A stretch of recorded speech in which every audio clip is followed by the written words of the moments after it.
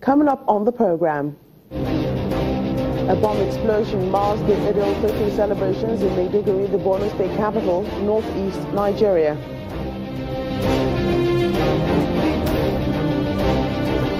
Elsewhere in the country and the rest of Africa will see Muslims in prayers to mark the end of Ramadan.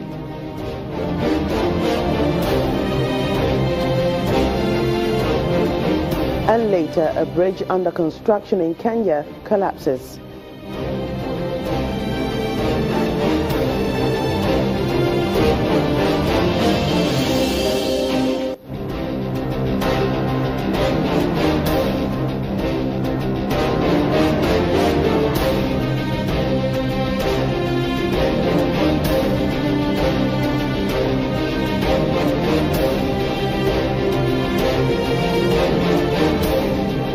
Thank you for joining us on Network Africa. I'm Joke Rogers. We start off with stories that made headlines over the weekend.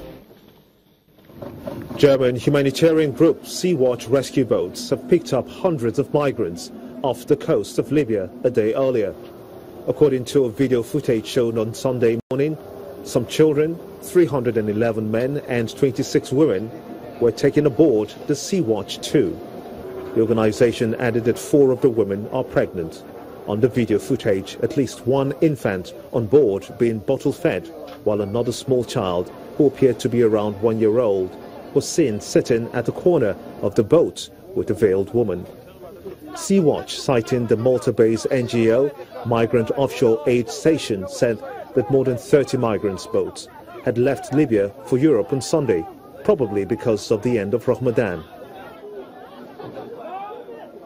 Meanwhile, in Uganda's capital, Kampala, the Solidarity Summit on Refugees raised more than $350 million in pledges to support more than 1.2 million refugees, hosted for the most part in local communities. The event was co-chaired by the President of Uganda, Yoweri Museveni, and the United Nations Secretary-General, Antonio Guterres. During the opening session, the Secretary-General praised Uganda's government and people for the way they had opened the country's borders and their homes to refugees.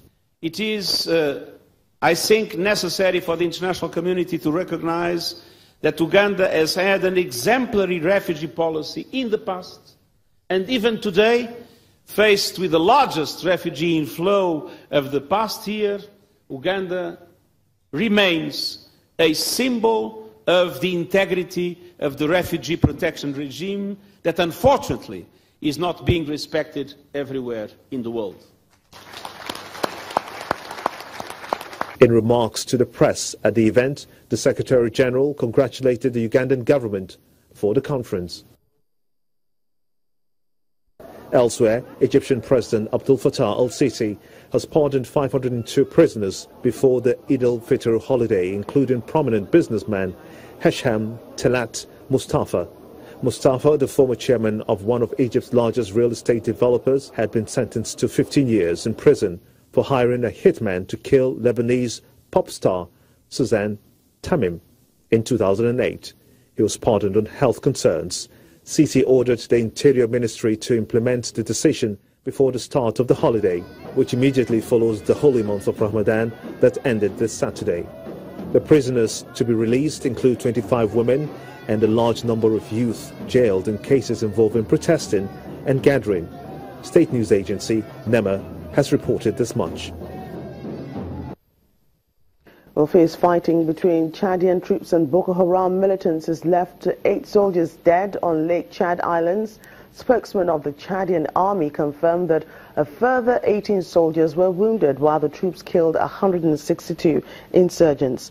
Chad is part of a 5-nation regional force comprising Nigeria, Cameroon, Niger and Benin Republic, fighting the insurgency brought on by the Boko Haram group.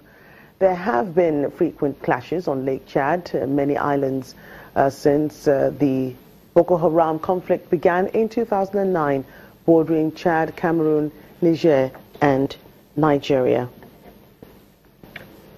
In the meantime, police authorities have confirmed a total number of 16 casualties from Sunday's blast in Maiduguri, the Borno State capital, northeast Nigeria. Addressing the press briefing in Maiduguri today, The Borno State Commissioner of Police, Damian Chukwu, says 7 suicide bombers carried out the attacks at 3 different locations within the vicinity of the University of Maiduguri.